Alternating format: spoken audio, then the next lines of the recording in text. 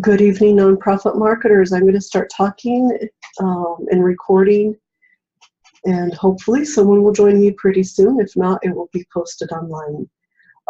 Remember, assignment 7 is due. Assignment 7 is a brainstorming, come up with an unusual, a different, a very targeted fundraiser and explain what you would do for that fundraiser.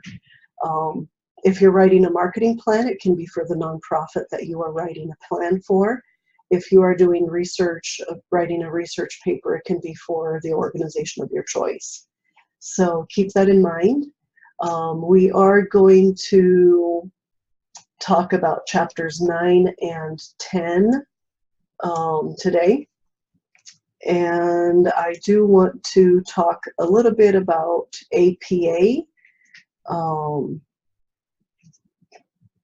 Formatting and research. So let me find my materials here for that.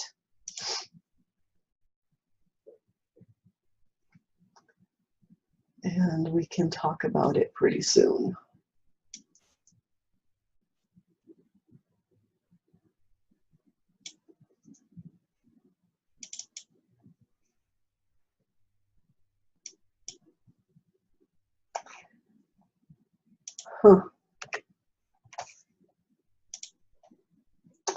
Not good when I can't find it, right? Here we go. Okay, I'm going to share my screen with you and talk about APA research.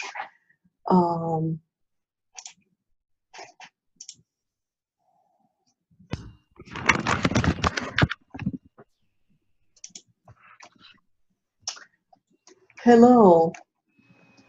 Hello, how are you? Good. Can you hear me okay? Say that again? Can you hear me okay? Yes. Okay, good. Okay, so I was just pulling up a document to share with you guys. This is the APA rubric. If you are writing a research paper and this is how I grade the research paper. And my computer is doing its own thing. So for APA research paper, you have an abstract, then an introduction,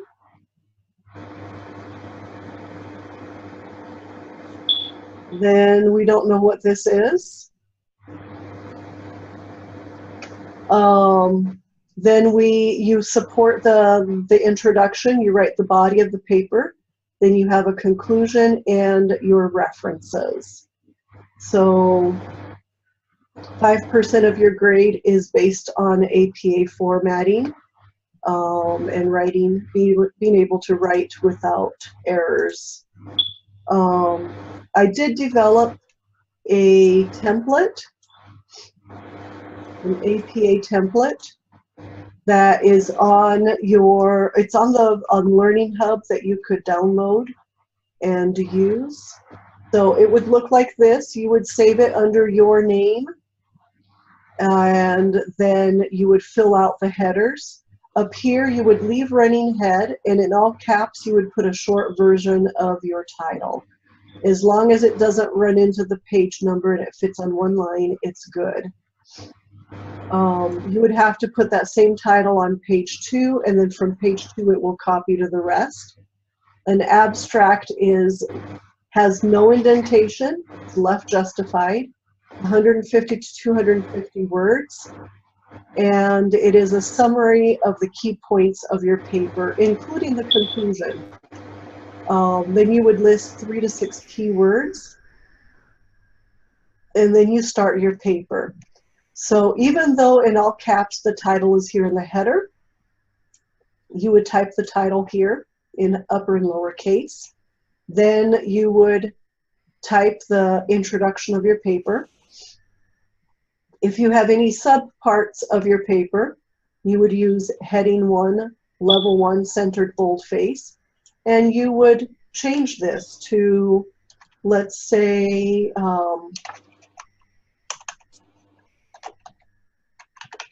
justification for active learning, whatever it is. Okay. If you have another header, you would change it here. If you had a third big category, you would add another one like this. And then you would start typing your paper. So put some space in here, indent, and not in bold. You will type your paper. Okay. If you have subheadings, you can use this formatting for any other subheadings. When you finish writing the body of the paper, you would write a conclusion. Again, you would start typing here. And then at the end, on a separate page, you have your references. Now, inline citations, you would open a parenthesis, put the author's name and the year of the article. And then down here, you would be able to find Pichot, Kimberly, 2016, the title of the article, etc., etc. Okay. Purdue OWL is a very good resource created by Purdue University that guides you through APA style. So if you have any questions, use this as a guideline to figure out how do you create your reference list, your inline citations. See, like Jones 98, and things like that. If you want to know how to put it in the reference list, it gives you samples. Anyway, this will answer almost every question you would have. Another tool that I like to use is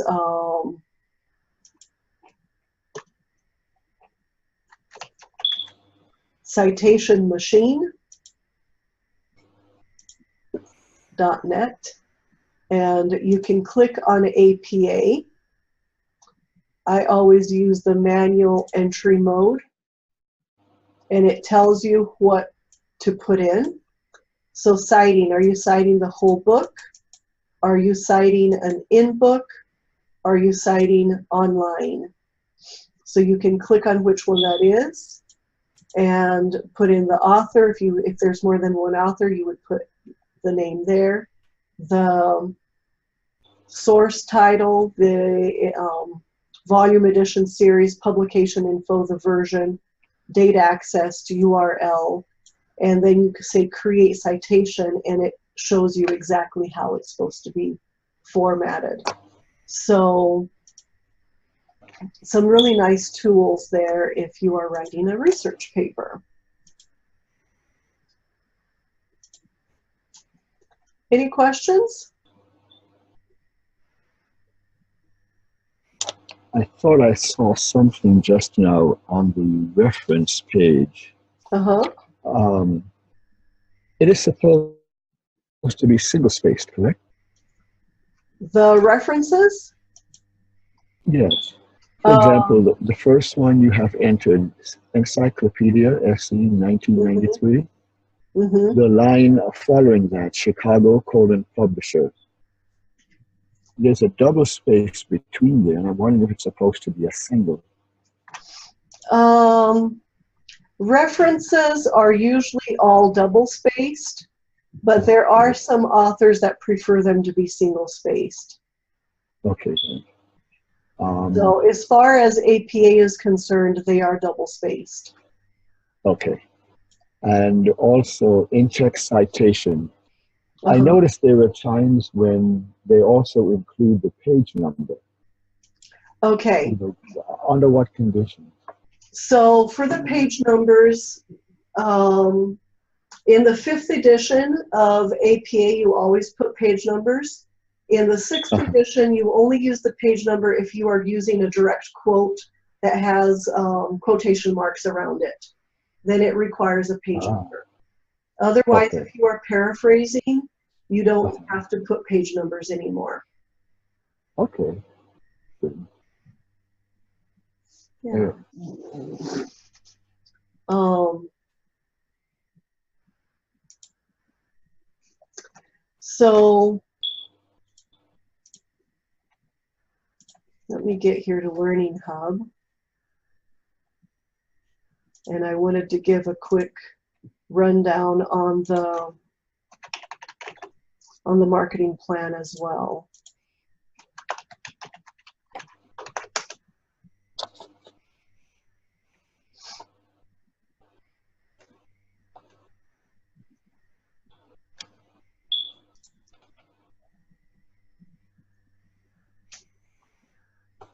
So the marketing plan rubric.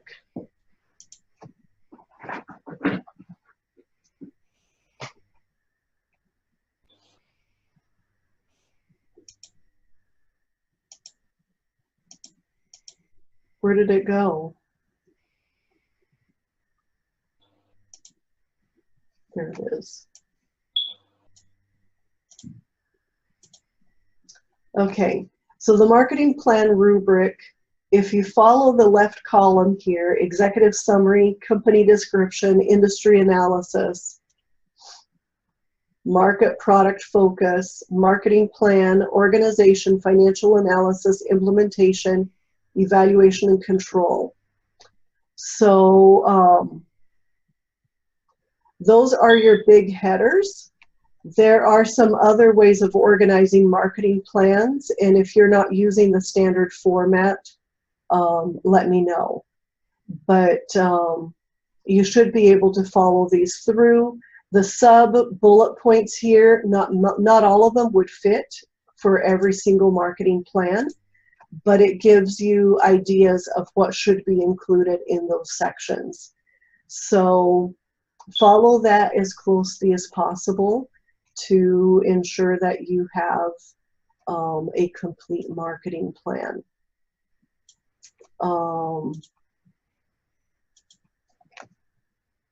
Yeah, so assignment 7, as I mentioned earlier, before you came on, Olson, was take either the organization that you are writing a plan for, or Yes. Another one if you're doing research, and come up with a creative, different, unique fundraiser for that organization. Okay, so it doesn't have to be extremely detailed, but give it enough meat that I would know what that fundraiser would be like. So that's assignment 7. And then in class tonight, we will talk about chapters 9, 9, and 10. Okay.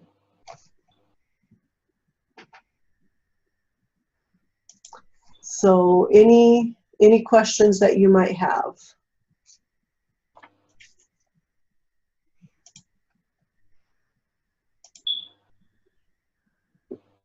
Not right now. Okay. Yeah, I think we're into the semester nicely. Things are flowing. I did send out grade updates yesterday. So if you want to turn in an assignment that is late, you would need to email it to me because the folder is closed online. So I know several students have outstanding assignments, and just email them to me when you have them ready. Okay.